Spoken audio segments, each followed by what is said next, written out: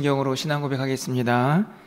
전능하사 천지를 만드신 하나님 아버지를 내가 믿사오며 그 외아들 우리 주 예수 그리스도를 믿사오니 이는 성령으로 잉태하사 동정녀 마리아에게 나시고 본디오 빌라도에게 고난을 받으사 십자가에 못 박혀 죽으시고 장사한 지 사흘 만에 죽은 자 가운데서 다시 살아나시며 하늘에 오르사 전능하신 하나님 우편에 앉아 계시다가 저리로서 산 자와 죽은 자를 심판하러 오시리라. 성령을 믿사오며 거룩한 공회와 성도가 서로 교통하는 것과 죄를 사하여 주시는 것과 몸이 다시 사는 것과 영원히 사는 것을 믿사옵나이다. 아멘. 우리 찬송가 536장 장드리겠습니다.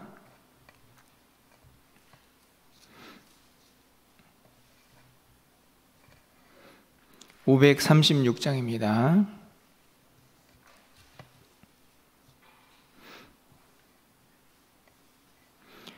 죄짐에 눌린 사람은 다 주께 나오라.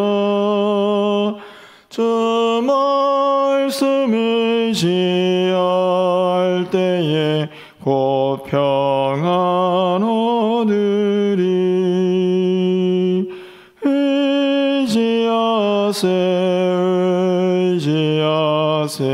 주 의지하세. 구하시네 곧 구하시네. 잠구원 주신 주께서 보혈을 흘렸네.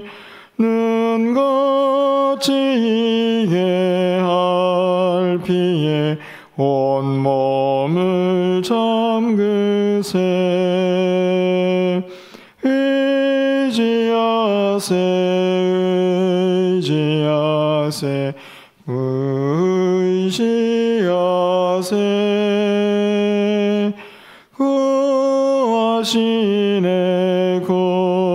구하시네 곧 구하시네. 길 대신 우리 구세주 늘 인도하시네. 너 지지 말고 믿으면 참 복을 받겠네. 의지하세 주 의지하세.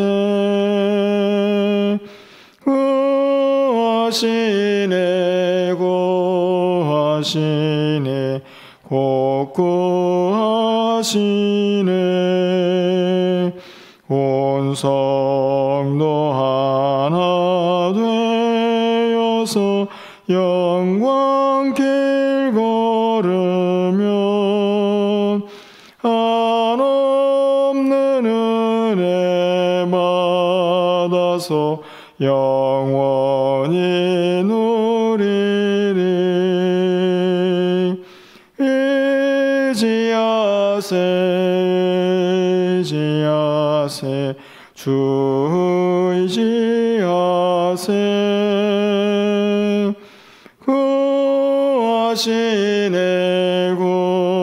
구하시네 곧 구하시네. 아멘. 오늘 하나님 말씀은 출애굽기 38장 21절에서 31절까지의 말씀을 교독하겠습니다.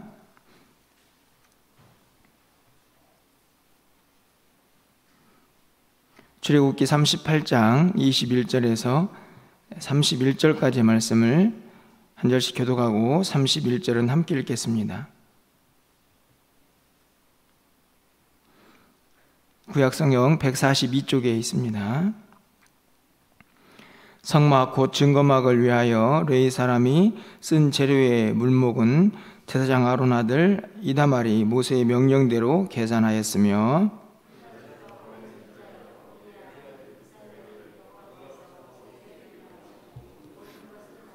단지파 아히사막의 아들 오홀리압이 그와 함께 하였으니 오홀리압은 재능이 있어서 조각하여 하며 또 청색, 자색, 홍색 실과 가는 배실로 수놓은 자더라.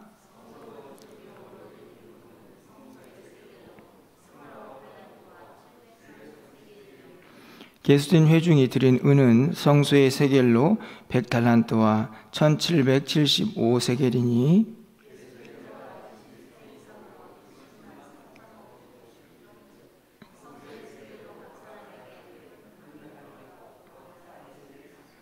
은 100달란트와 성소의 받침과 휘장의 문에 기둥 받침은 모두 100개를 부어 만들었으니 각 받침마다 한 달란트씩 모두 100달란트요.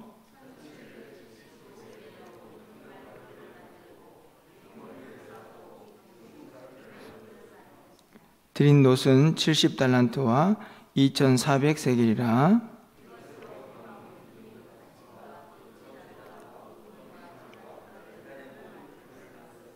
31절입니다. 뜰 주위의 기둥 받침과 그 휘장문의 기둥 받침이며 성막의 모든 말뚝과 뜰 주위의 모든 말뚝을 만들었더라. 아멘. 오늘 본문에는 그동안에 성막을 짓느라 사용된 비용이 얼마인가 하는 것을 결산하는 내용이 기록이 되어 있습니다.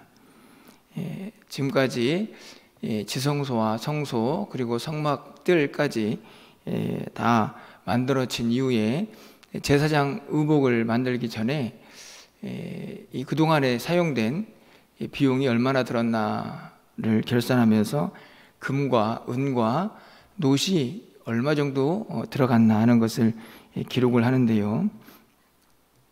여러분이 그냥 숫자적으로 읽어서 감이 별로 오지 않는 본문이라는 생각이 좀 들게 됩니다. 대략적으로 계산상에 조금씩 차이가 있긴 하지만 금은 약 1톤 정도가 들어가고 그리고 은은 3.5톤 그리고 놋은 2.5톤 정도가 들어간 것으로 그렇게 계산이 됩니다. 사실 이 광야 생활을 하는 이스라엘 백성들에게 이렇게 엄청난 예물들을 통해서 성막이 지어지고 있다는 사실을 보면 그들이 어떤 마음으로 이 성막을 짓고 있는가 하는 것을 쉽게 이해할 수가 있는데요. 오늘 본문에서 좀 더 특이한 내용은 그렇게 금, 은, 놋 이렇게 쉽게 어떤 비용과 또 그 가치를 평가할 수 있는 그런 내용들도 기록이 되어 있지만 우리가 21절부터 23절까지의 말씀을 보면 거기에 보면 사람의 이름들이 기록이 되어 있어서 그들의 재능, 그들의 헌신도 기록이 되어 있다는 사실입니다. 이 말씀을 보면서 문득 이런 생각이 들었습니다. 사실은 누군가의 헌신과 섬김은 그것을 어떤 가치로 돈으로 환산하기는 사실 쉽지는 않죠. 하지만 분명하게 성경은 그 가치가 얼마나 큰 것인가 하는 것을 잊지 않고 기억하고 있다는 사실입니다. 눈에 보이는 그리고 쉽게 계산이 되는 금은, 놋도 물론 중요하고 성막을 짓는데 매우 요긴하게 사용된 물자들이겠죠. 하지만 그와 함께 성도들의 구체적인 섬김, 헌신 그것이 눈으로 드러나는 그리고 그것을 가치화할 수 없는 쉽게 할 수 없는 것이 어찌 보면 현실일 수도 있겠지만 성경은 그것을 절대로 무시하지 않는다는 사실을 또 한번 깨닫게 됩니다. 오늘 본문에서요 여러 가지 내용들이 있지만 두 가지만 좀 정리를 하면서 기도 제목을 삼으려고 하는데요. 첫 번째로는 21절에 있는 성막의 이름입니다. 여러분 21절 상반절 말씀을 가서 보시면 성막 곧 증거막을 위하여, 성막에 대한 이름을 오늘 본문에서는 증거막이다 이렇게 기록을 하고 있습니다. 원래 이제 성막이라는 자체는 사실은 언어적인 의미는 아니라고 생각이 듭니다. 언어적인 의미로는 그냥 큰 텐트 정도의 의미가 있는데요. 우리가 성막이라고 번역하는 아마 구체적인 어떤 의미를 담는다고 하면 앞에 있는 성자를 붙여서 거룩하다, 거룩한 곳이라는 의미를 아마 드러내기 위한 그런 번역이 아닌가 생각이 드는데요. 그 성막 말고 우리가 읽은 앞에서의 내용들을 보면 또 다른 이름이 하나 있었죠. 바로 회막입니다. 성막의 다른 이름이죠. 회막은 모임의 장소라는 의미가 있는데요, 하나님을 만난다라는 의미가 담겨져 있는 이름입니다. 그런데 오늘 본문에 보면 또 다른 이름이 하나 등장을 하죠. 증거막이다, 이렇게 되어 있습니다. 증거의 막이죠. 여기서 증거는 무엇을 의미하냐면 언약궤를 의미합니다. 다시 말하면 지성소 안에 있는 언약궤, 그리고 그 안에 있는 십계명의 두 돌판, 그것을 가진, 그것을 품은 천막, 이런 의미로 증거의 막이 되는 것이죠. 비록 이름들은 조금씩 다르지만 각자의 이름을 통해서 그 성막이 어떤 의미를 가지고 있는가 하는 것을 드러낸다고 말할 수가 있습니다. 거룩하게 구별되는 곳이 분명하죠. 뿐만 아니라 하나님의 임재를 경험하고 하나님을 만나는 장소가 성막입니다. 그리고 뿐만 아니라 그 안에는 하나님의 언약의 말씀이 함께하고 있다 하는 사실을 우리가 성막을 통해서 깨닫게 되는 것입니다. 그런데 이 증거의 막이다라는 이 이름 속에서 저는 조금 더 다른 우리의 일상생활에 좀 적용이 필요하지 않을까 생각이 드는데요. 여기서 증거라는 말은 사실 언약궤를 중심으로 하고 있는 말씀이라고 제가 이야기를 드렸는데요. 사실은 그뿐만 아니라 이것을 우리의 삶에 좀 적용해 보면요, 단순하게 말씀이, 언약의 궤가 그들 가운데 함께하고 있다라는 사실로만 증거의 막이라고 할 수 있는 것이 아니고, 사실은 그 백성들은요, 많은 믿지 않는 자들에게 우리가 하나님의 말씀을 가지고 있는 백성들입니다 라는 사실을 그들의 삶으로 드러내는, 사실 그것이 어찌 보면 더 구체적인 증거의 모습이 아닐까 하는 생각을 갖게 됩니다. 그냥 말씀을 가졌다, 언약궤를 가지고 있다라는 정도의 삶이 아니고 그 말씀대로 살고 또 하나님께서 명령하신 율법들을 지켜내면서 그들이 하나님의 특별한 언약 백성이고 그 말씀을 가지고 있는 사람들이라는 사실을 드러내면서 사는 것이죠. 그런 의미에서의 증거도 된다라는 생각을 갖게 됩니다. 그렇다고 하면 우리의 삶에도 그대로 적용이 되지 않을까요? 그들이 성막을 증거막이라고 불렀던 것처럼 우리 교회도 마찬가지죠. 그냥 건물만 있는 곳이 아니고 우리가 하나님을 믿는 백성들, 하나님을 믿는 사람들, 하나님의 말씀대로 살고 그 말씀이 있는 사람들이라는 것을 세상 사람들에게 보여주는 공동체가 되어야 한다는 사실입니다. 뿐만 아니라 우리의 삶도 마찬가지죠. 우리의 삶도 우리의 삶을 모습을 통해서 우리가 예수를 믿고 있고 하나님의 말씀을 간직하고 있는 사람들이라는 것을 보여주고 증거하면서 드러내는 삶을 살아야 한다는 것입니다. 단순히 말씀이 있는 곳, 그것을 떠나서 말씀이 드러나는 그 공동체, 그 삶을 우리가 살아낼 수 있어야 한다는 말씀이죠. 그런 의미에서 증거의 막이라는 이 단어를 우리가 좀 마음속에 깊이 새기고 또 이 아침을 맞이할 수 있으면 좋겠다 하는 그런 바람을 갖게 됩니다. 또 한 가지 생각해 볼 것은요, 이 성전에서 드려지는 생명의 속전입니다. 여러분 26절 말씀을 좀 가서 보실까요? 26절 말씀을 보시면 계수된 자가 20세 이상으로 60만 3,550명인 즉 성수의 세겔로 각 사람에게 은 한 배가 곧 반 세겔씩이라. 이 말을 정리해 보면 만 20세 이상 된, 전쟁에 나가서 싸울 수 있는 나이죠. 20세 이상이 된 성인들을 계수해 보았더니 그 숫자가 60만 3,550명이었습니다. 그들에게 반 세겔씩, 은 반 세겔이죠.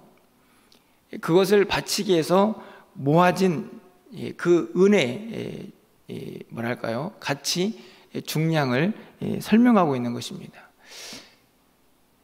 사실은 오늘 이 25절 26절에 나와 있는 은 반세겔, 만 20세 이상에게 거두어 드렸던 그 내용을 살펴보기 위해서는 출애굽기 30장으로 잠깐 좀 넘어가 봐야 되는데요, 오늘 아침에는 이 본문을 잠시 뒤로 하고 출애굽기 30장 11절에서 16절까지 말씀으로 잠깐 좀 넘어가 보도록 하겠습니다. 우리가 이미 앞에서 살펴봤지만 내용들이 많아서 살피지 못하고 이 시간에 살펴보기 위해서 건너뛴 부분이기도 하는데요, 여러분 그 본문에 가서 보시면요, 12절 말씀에서 도대체 이 성전에서 드렸던, 이 성막에서 드렸던 은 반세겔이 어떤 의미가 있는지를 설명하고 있는 내용입니다. 30장 12절, 우리 상관절 말씀인데요, 함께 좀 읽어보겠습니다. 내가 이스라엘 자손의 수요를 조사할 때에 조사받은 각 사람은 그들을 계수할 때에 자기의 생명의 속전을 여호와께 드릴지니.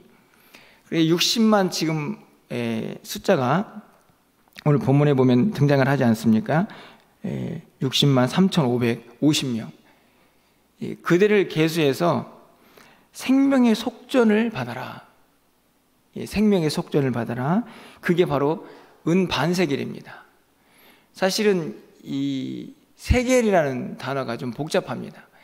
이 성소에서 생각하는 세겔, 그리고 왕궁에서 나중에 이 왕궁에서 생각하는 세겔, 그리고 일반 사람들이 생각하는 세겔의 무게가 다 달랐다고 그렇게 학자들은 이야기하는데요, 성소에서 말하는 은 세겔은 한 세겔이 9.7g 정도 되었다고 합니다.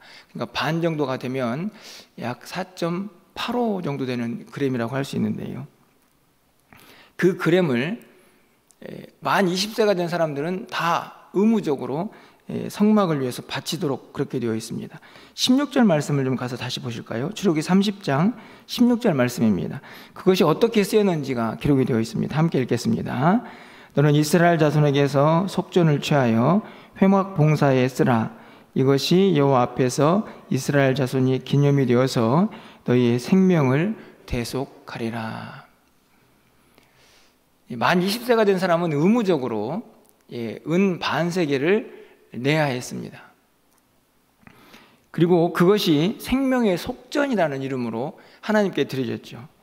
그리고 16절 말씀을 보면 그것이 회막 봉사에 사용이 되었고, 오늘 본문의 말씀을 보면 회막을 짓는 데도 사용이 되었습니다. 그리고 그것은 너희의 생명을 대속하리라, 이렇게 기록이 되어 있죠. 도대체 이것은 무엇의 생명을 대신하는 돈일까요?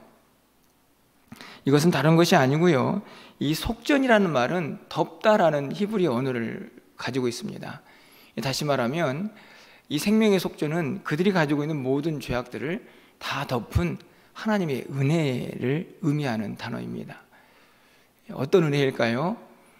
그들이 애굽에 있을 때에 하나님의 은혜로 출애굽을 하게 됩니다. 하나님께서 그들의 생명을 보존하신 것이죠. 그들이 죄 가운데 죽을 수밖에 없는 사람들이었지만 하나님께서 그들을 택하시고 불러내신 하나님의 은혜, 속량의 은혜가 그 안에 있음을 보게 됩니다. 그것을 기억하도록 이스라엘 백성들에게 이 은 반세겔을 성막을 위해서 내도록 하나님께서 명령하신 것이죠. 그것을 통해서 그들을 구원하신 하나님의 은혜를 늘 잊지 않고 기억을 해야 했습니다. 단순하게 은 반세겔 내래, 그래서 그 명령에 따라 가지고 은 반세겔을 내는 것으로 끝이 아니고 그것이 자기의 생명의 값이라는 사실을 잊지 않고 기억하도록 하나님께서 명령을 하고 계시는 것이죠. 그런데 이 은 반세겔에는, 이 생명의 속전에는 또 다른 의미가 담겨져 있습니다. 여러분 15절 말씀을 좀 가서 보시면요, 너희의 생명을 대속하기 위하여 여호와께 드릴 때에 부자라도 반세겔에서 더 내지 말고 가난한 자라고 덜 내지 말지며. 그러니까 모든 사람들이 동일하게 부자든 가난하든 은 반세겔. 이것은 무엇을 의미합니까? 하나님 앞에서 구원받은 백성들의 생명의 가치는 동일하다 하는 것을 의미하죠. 부자라고 많이 내고 가난한 사람이 적게 내는 것이 아니고 하나님 앞에서는 모든 생명이 평등하다는 것을 보여주고 있는 내용이기도 합니다. 뿐만 아니라 16절 말씀에서 보았듯이 그 생명의 속전은 무엇을 위해서 사용됩니까? 회막을 위해서 사용되죠. 다시 말하면 성전을 위해서 사용되는 은 반세겔입니다. 이것은 또 무엇을 의미할까요? 사실은 모든 사람들이 성막에서 다 봉사할 수는 없습니다. 특별히 선택된 자들이 성막에서 봉사를 하죠. 하지만 그것을 후원하고 있는 그 물질이 바로 이 생명의 속전입니다. 이 생명의 속전은 그래서 동시에 내가 구체적으로 성막 봉사에 참여하고 있지는 않지만 자신이 은 반세겔을 여호와께 드림으로써 나도 그 회막 봉사에 참여하고 있습니다 라는 의미를 동시에 내포하고 있는 것입니다. 사실은 이 생명의 속전은 이스라엘 백성들에게 매우 중요한 의미를 담고 있습니다. 갑자기 광야에서 나온 이스라엘 백성들, 의무적으로 다 얼마씩 내라 하는 것이 그들에게는 매우 어찌 보면은 힘들고 굳이 뭐 이렇게까지, 사실 은 반세겔은 그렇게 큰 가치도 아닐 수가 있는데요, 그것들을 내라고 하는 그 명령 앞에서 불만이 생길 수도 있는 내용이지만 하나님께서는 그것을 통해서 분명하게 그 백성들이 어떤 모습으로 구원을 받고 또 그들이 어떻게 성막 봉사에 동참해야 하는지, 그리고 하나님 앞에 생명은 어떤 것인가 하는 것을 분명하게 깨닫게 하기를 원하셨던 것이죠. 결국 이것이 신약 성경에서는 어떻게 연결이 됩니까? 바로 예수 그리스도의 십자가의 구원의 은혜로 연결이 되죠. 생명은요, 그 생명을 얻기 위해서 분명한 가치가 지불되어야 한다는 사실을 담고 있는 것이 이 생명의 속전입니다. 예수 그리스도의 십자가의 사건도 마찬가지죠. 우리를 죄에서 건져주시기 위해서 예수님의 생명이 필요했기 때문에 그 생명의 모습을 통하여 우리는 이 구약성경에 담겨져 있는 생명의 속전의 의미를 다시 한번 깨닫게 됩니다. 은혜죠.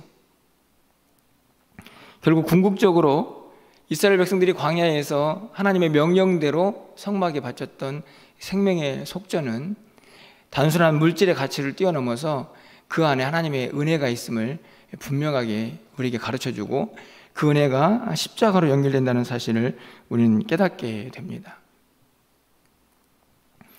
그런데 저는 개인적으로 이 생명의 속전이라는 이스라엘 백성들이 하나님께 바쳤던 이 물질을 보면서 목회적인 뭐랄까요, 질문 아니면 어려움, 이것을 좀 깨닫게 됩니다. 왜냐하면 제가 이전에도 성막 건축의 모습을 보면서 어떤 단어를 여러분에게 강조를 드렸습니까? 자원이라는 단어를 강조를 했죠. 실제적으로 이스라엘 백성들은 성막을 지으면서 자원하여 물질을 바쳤습니다. 그들이 가지고 있는 예물들을 자원하여 바쳤고, 사실은 그들이 가지고 있는 달란트도 자원하여 바쳤죠. 재능들 말입니다. 그런데 오늘 본문에 보면 모든 사람들이 자원만 한 것은 아닙니다. 하나님께서 의무적으로 이 은 반세겔은 너희들이 다 바쳐야 한다라고 정해놓은 금액이 있는 것을 볼 수가 있습니다. 목회적인 고민에 빠지는 이유는 바로 이 부분입니다. 자원을 강조하다 보면 분명히 우리가 믿음 하나님의 사람들로서 또 성도로서 또 교회를 섬기는 사람으로서 마땅히 해야 할 의무라는 부분들이 생겨나게 됩니다. 우리가 직분을 가졌기 때문에 또 우리가 어떤 사역들을 하나님 앞에서 하나님이 주신 비전과 꿈으로 또 성도로서 우리에게 주어졌기 때문에 생겨나는 의무라는 것들이 있죠. 이 자원을 강조해야 하는데, 그런데 분명히 성경에서는 또 의무적으로 해야 할 일도 있다는 사실을 우리에게 가르쳐주고 있기 때문입니다. 어떻게 해결을 해야 할까요? 저는 이 질문 앞에서 다시 은혜의 삶으로 나아가게 되는데요. 여러분, 우리가 하는 어떤 사역이든지 간에, 그것이 뭐 헌금이든 아니면은 우리 드린 예배든 아니면 교회에서의 봉사든, 그것이 내가 가지고 있는 직책 때문에 의무가 될 수도 있고, 그것이 또 하나님 앞에서 그냥 자원하는 기쁨의 헌신과 섬김일 수도 있습니다. 하지만 그 모든 것이 어디서 출발해야 한다고 성경은 말씀하고 있습니까? 은혜죠, 은혜. 의무도 은혜에서 출발을 해야 합니다. 내가 마땅히 해야 할 일이지만 그것이 마땅히 해야 할 일이기 때문에 억지로 하는 것이 아니고 은혜로 주어진 것이기 때문에 감사하면서 행하게 되고요. 자원하는 마음도 마찬가지입니다. 주신 은혜 감사하는 마음으로 자원하게 되는 것이죠. 거기에는 어떤 은혜가 있습니까? 하나님께서 우리를 특별하게 구별하여 주셔서 하나님의 말씀을 우리에게 주신, 그리고 우리에게 하나님의 언약을 맺어주신 그 은혜. 생명의 속전 안에는 우리의 생명을 귀하게 여기셔서 우리를 건져주신, 구원하여 주신 은혜가 있습니다. 그리고 우리를 구원하시기 위해서 예수 그리스도의 십자가의 보혈까지 우리에게 허락하셨죠. 그 은혜, 그 은혜가 우리가 하는 모든 행위의 뿌리가 되어야 한다는 말씀입니다. 자원이든 의무든 그 은혜가 우리 안에 자리를 잡으면 저는 그것이 무엇이든지 간에 기쁨이 있고 감사가 있고 그 안에 역사가 있다라고 확신합니다. 간절히 바라기는 우리의 신앙의 모습들 가운데 여전히 오늘 우리에게는 또 자원도 있고 의무적인 삶의 모습도 있을 수 있습니다. 하지만 그 모든 모습들 가운데에 하나님께서 우리에게 베풀으신 은혜, 그 은혜를 결코 잊지 마시고 여러분의 모든 사역, 여러분의 모든 섬김이 든든하게 그 은혜 위에서 세워져 갈 수 있기를 간절히 소망해 봅니다.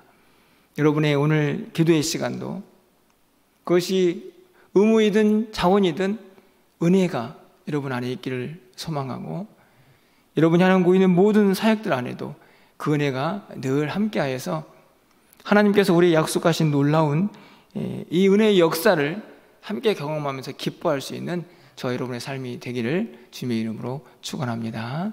기도하겠습니다.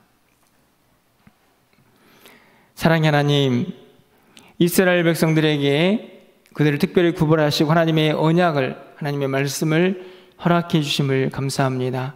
오늘 우리에게도 그 말씀이 있어서 그 말씀 붙잡고 또 우리가 가야 할 방향들을 설정하고 그 말씀에 순종하며 살아갈 수 있도록 은혜 주심을 감사합니다.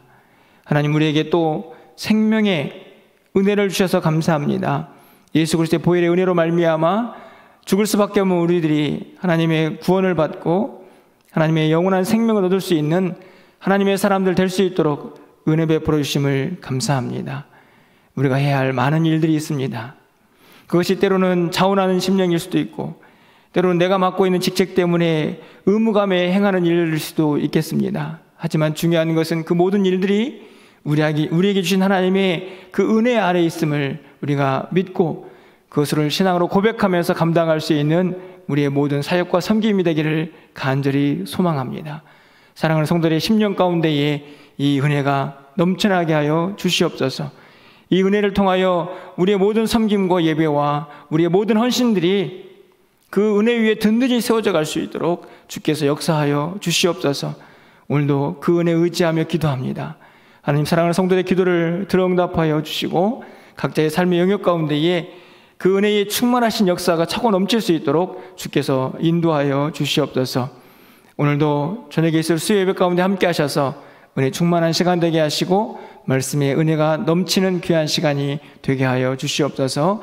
사랑하는 성도, 오늘도 하나님 앞에 간구할 때에 그 기도가 하늘에 상달되게 하시고 이 땅에서 귀한 열매로 맺어질 수 있는 우리 모든 삶이 되기를 간절히 소망하고 예수 그리스도의 이름으로 기도합니다. 아멘.